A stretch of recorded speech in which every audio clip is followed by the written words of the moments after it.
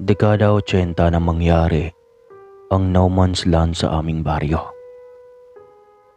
Taong 1987 o 1988 yata iyon.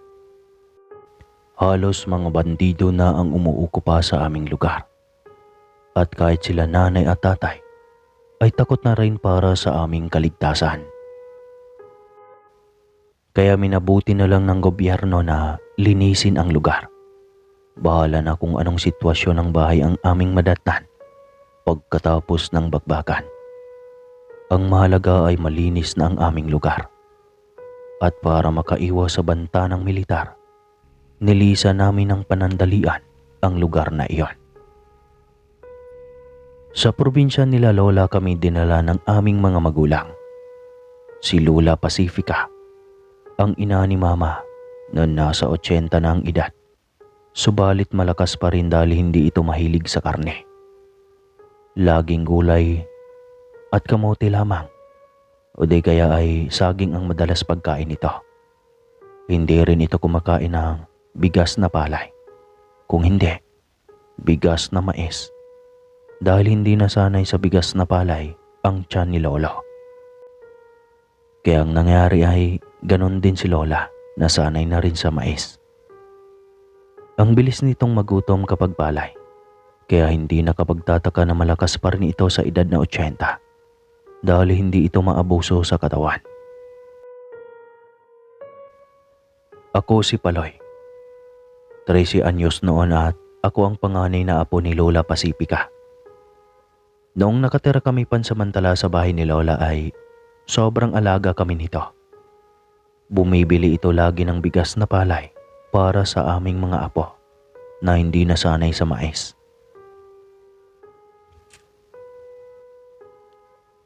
Laking probinsya naman kami pero sa amin naman ay pangunahing produkto ay palay. Hindi katulad sa probinsya ni Lola na halos mga tubuhan at maisan lang ang lahat.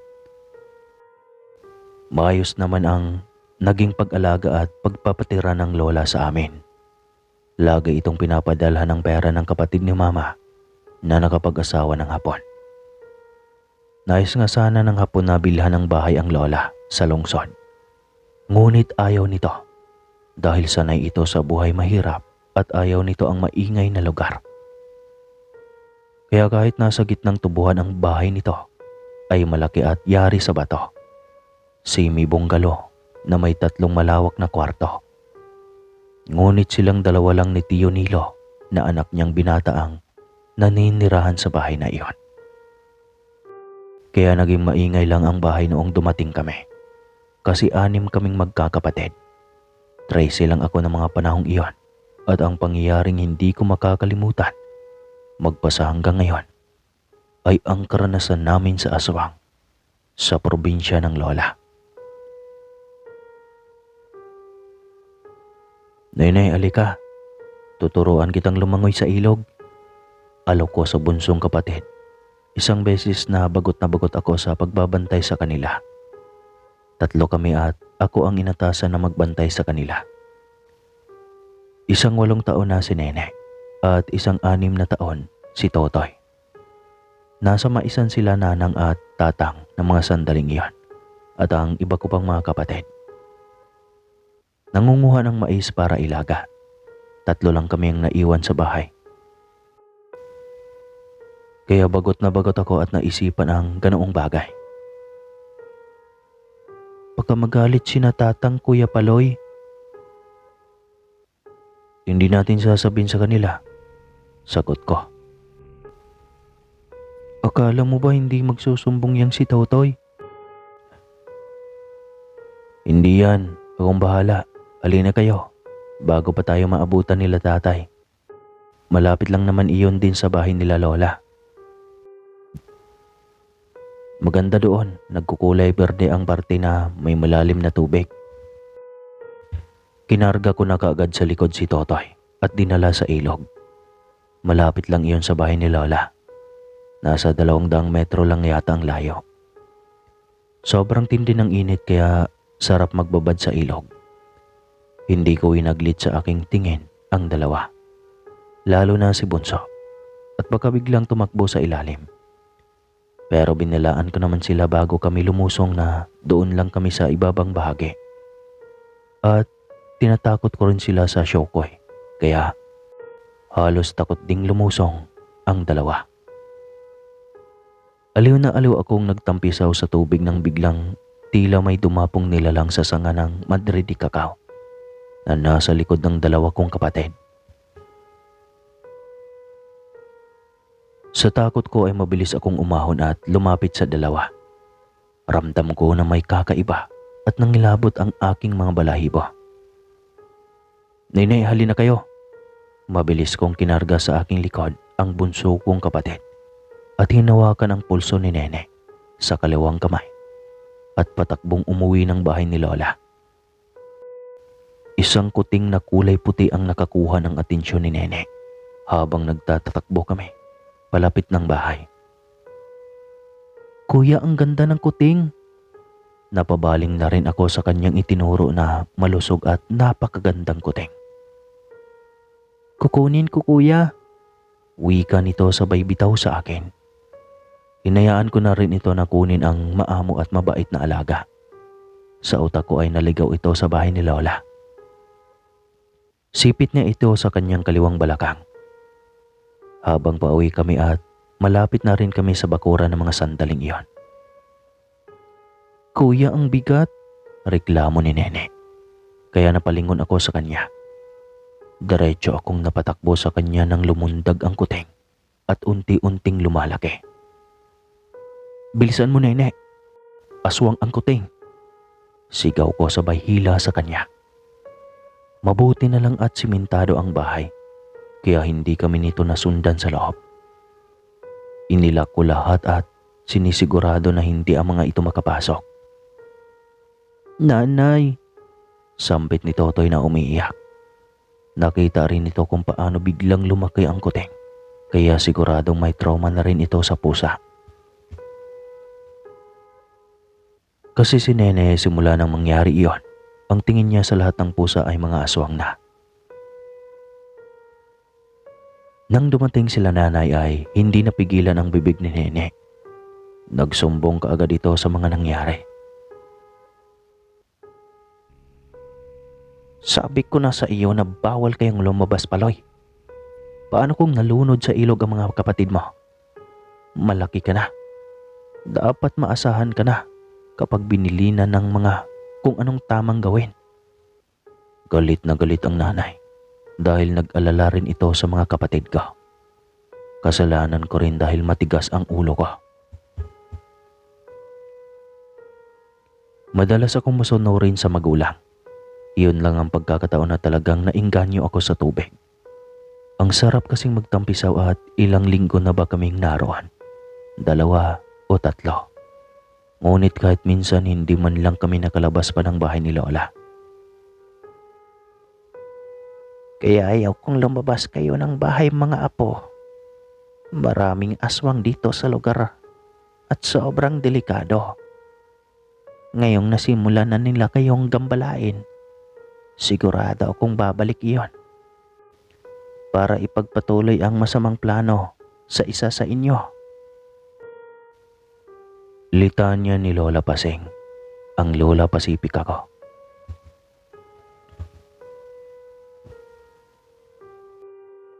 Natakot rin ako nang sabihin iyon ng Lola. Madalas din kwento sa akin ni Nanay ang tungkol sa aswang sa amin ni Nene. Madalas din nga may dumadaang tiktik o wakwak sa aming bubungan. Ngunit wala pa akong nakita na mukha ng aswang, maliban lang sa kuting na biglang lumaki at naging mukhang halimaw. Hindi ko akalain na ganoon magpalit anyo ang mga aswang.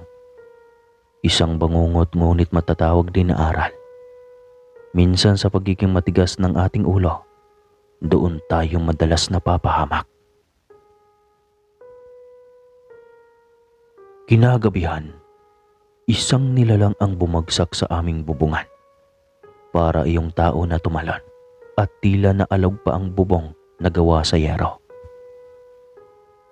Makalipas ang ilang sandali ay palakad-lakad na ito hanggang sa umiyak na si Totoy at pabaling-baling habang hawak ang tiyan. Nakapikit lang ang mga mata nito at tila ba napangiwi habang nakahawak sa tiyan. Ginising ko na kaagad si nanay dahil hindi nito napansin ang aking kapatid. Sobrang pagod rin yata ito sa kanilang trabaho sa bukid. Nang hindi pa magising si nanay, ay si tatay na ang aking ginising. Ilang yugyug pa ang ginawa ko bago ito nagising. Samantalang ang nilalang sa bubong ay maingay pa rin na naglalakad.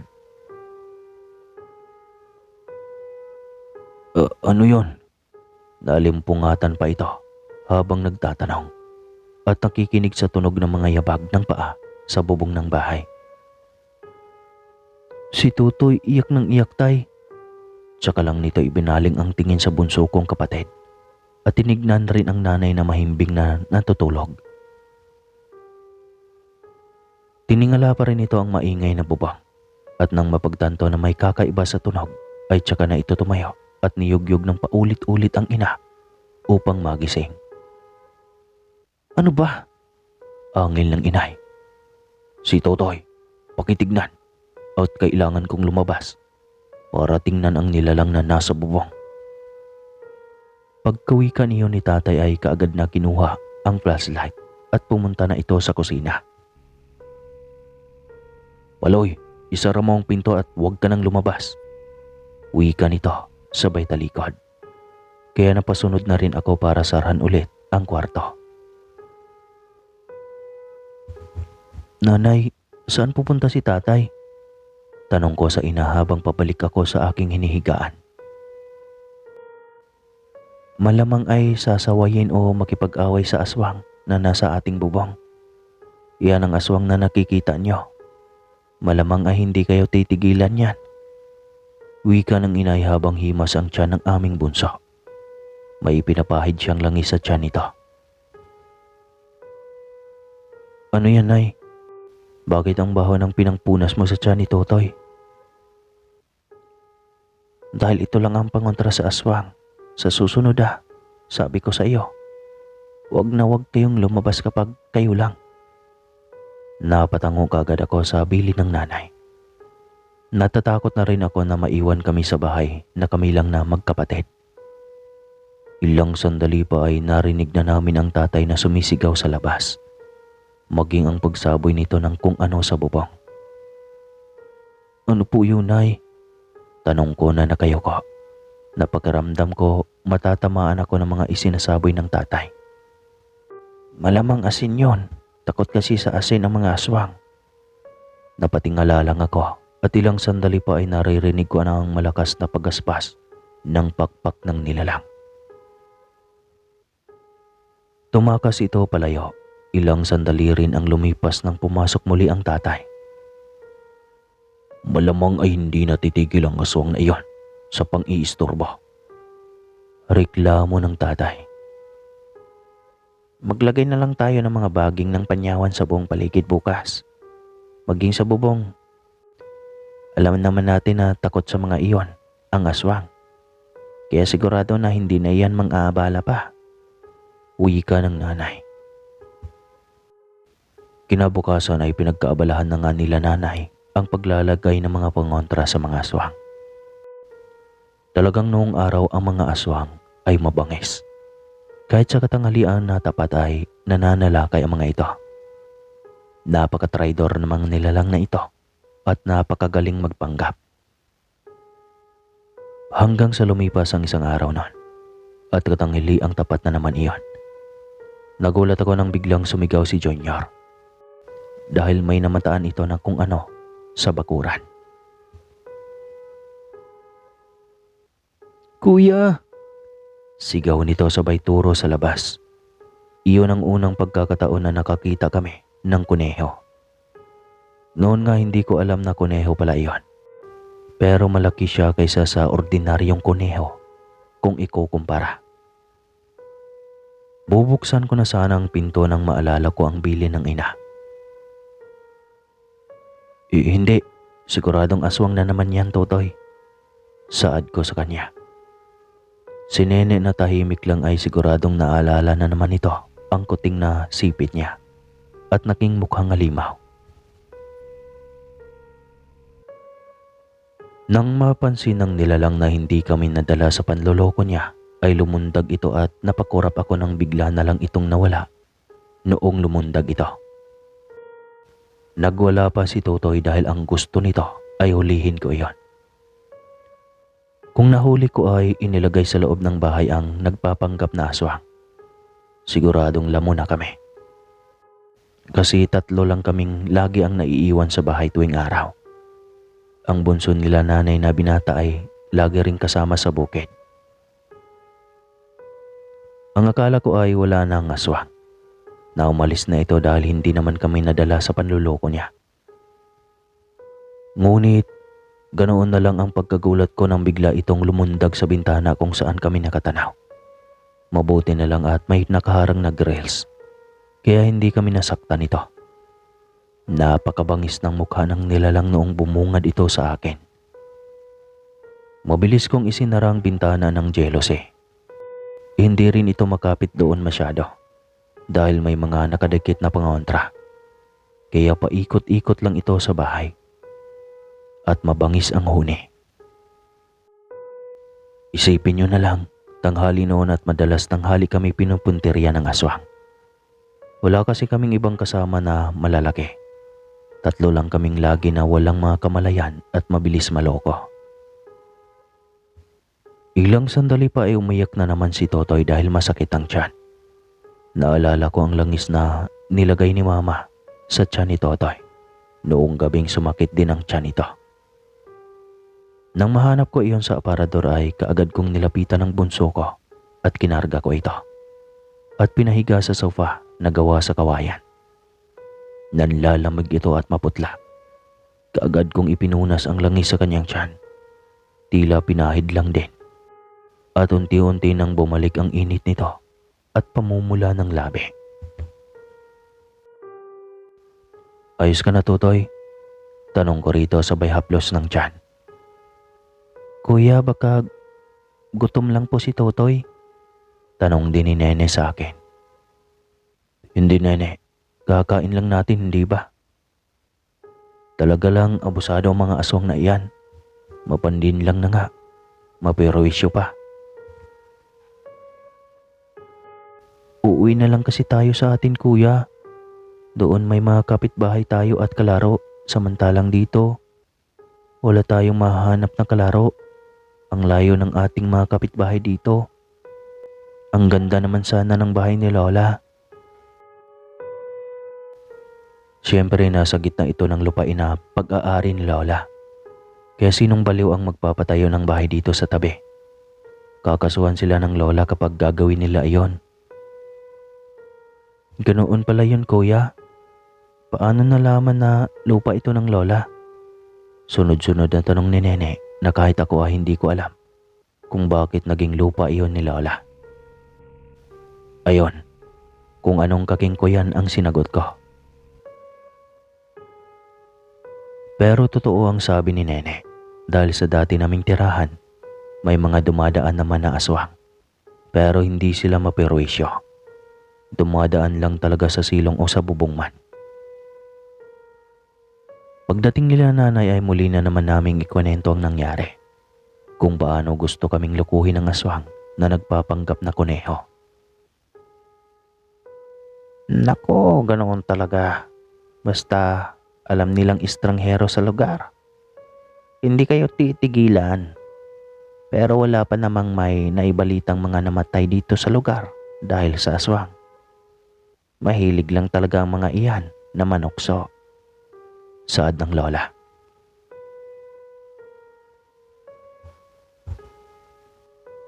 Sabi pa niya kapag may bagong dating sa baryo na iyon ay lagi talagang dinadalaw. Pinagkatuwaan ang mga tao. Ngunit ganon pa man, hindi na mga ito siniseryoso ang pang-aabuso. Sadya lang bully ang mga aswang doon. Kaya nasanay na lang din kami na lagi ang mga itong panauhin. Ngunit laging bilin nila nanay at tatay na huwag kaming pagkampante. Paminsan-minsan naman ay kasama namin si Lola dahil hindi ito madalas masama. Ngunit lobahang napakawais ng aswang. Hindi na rin ito nagpaparamdam kapag nariyan ang lola kasama namin. Minsan sinasabi ni Nene, "Mamayala, nandyan na naman ang mga iyon." Ngunit wala naman, kaya nagmukha tuloy kaming sinungaling. Subalit, naiintindihan ni Lola na hindi talaga magpapakita ang nilalang sa kanya dahil kilala niya ito. Matapos may balita na payapa na ang aming lugar, ay nagdesisyon na rin sila tatay na babalik na kami sa aming bayan. Hindi naman humadlang si Lola ngunit pinahintay nito na magapas ang palay para dadalhin namin at may panimula kami sa bagong buhay pagdating doon. Puro sira ang bahay pagdating namin sa lugar. Ang iba ay nagkumpuni na. Dinaig pa ang nadaanan ng bagyo dahil naging basura na lang ang naiiwan naming mga damit. Dahil nalanta at nilumot na rin sa palagi ang pagkakabasa sa ulan at matutuyo rin. Maging kasi ang mga bubong ay puro sira, pero paunti-unti rin iyong naayos hanggang sa nagmukhang bahay ulit. At yun nga, naging normal ulit ang aming pamumuhay at naging tahimik ulit ang aming lugar. Hanggang dito na lang po ang kwento kong ito mga kaaswang.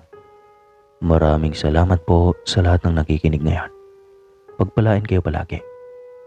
Muli po, ako po si Paloy ng Negros Anon. Maraming salamat sa lahat ng nag-subscribe.